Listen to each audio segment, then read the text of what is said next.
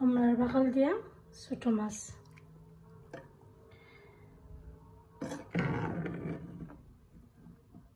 মাছটা খাইতে কিন্তু অনেক মজা।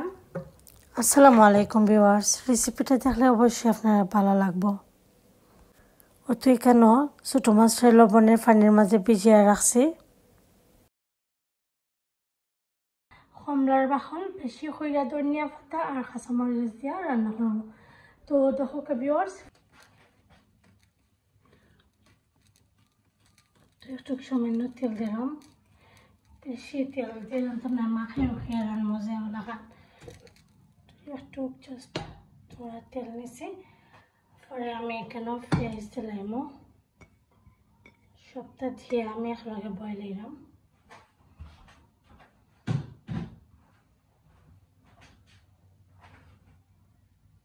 দিলাম মরিচের পাউডার 1 টিস্পুন দিছি আমি, আর কাঁচামরিচটা একটু বেশি দিব।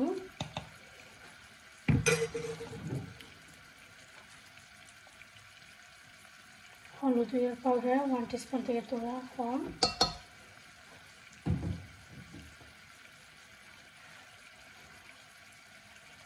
তারপরে ধনিয়া পাউডার 1 টিস্পুন।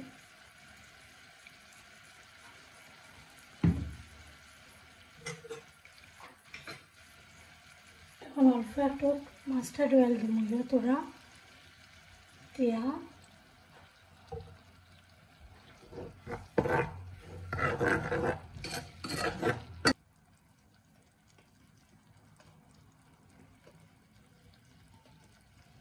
দেখতে পারা লবণ দিছি দিয়া পেঁয়াজটার একটু সময় মশলার লাগে বাজি লাইমু।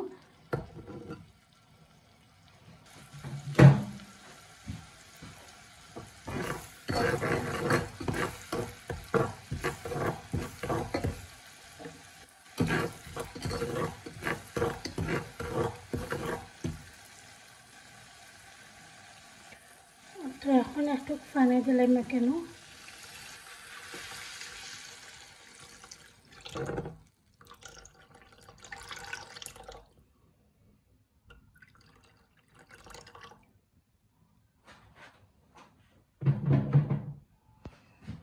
তো পানিটা উচ্ছানে উঠলে আমি মাছটা দিলাম। তো দেখতে পারা ছোট মাছের মাঝে কিন্তু ও যে আমি থোড়া পানি দিয়ে রাখছিলাম, এখন কিন্তু বলক উঠে গেছে সুন্দর কইরা। কমলার বাকল দিলাম কয়েক পিস,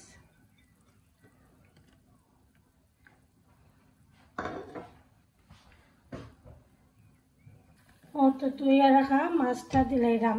এই মাছটা নাম বাতাসি মাছ, তো মাছটা আমি দিলাম।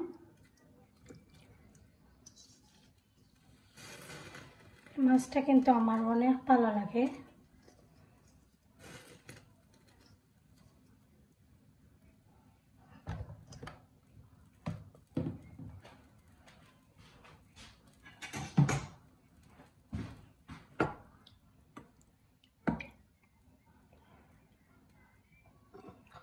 তারপরে কাঁচামরিচও দিলাম।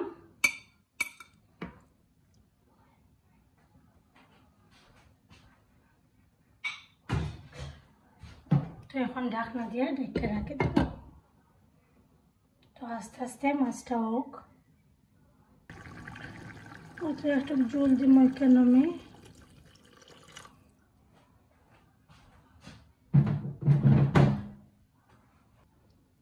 এটা জাল হোক।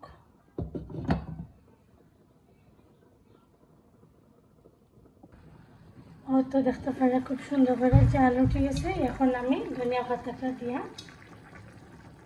5 মিনিট কুকার রেখে নামাইলাম। তো ভিউয়ার্স, আপনার কাছে যদি কমলার বাকল আর ছোট মাছের রেসিপিটা আপনার কাছে ভালো লাগে অবশ্যই লাইক কমেন্ট শেয়ার করতে ভুলবেন না।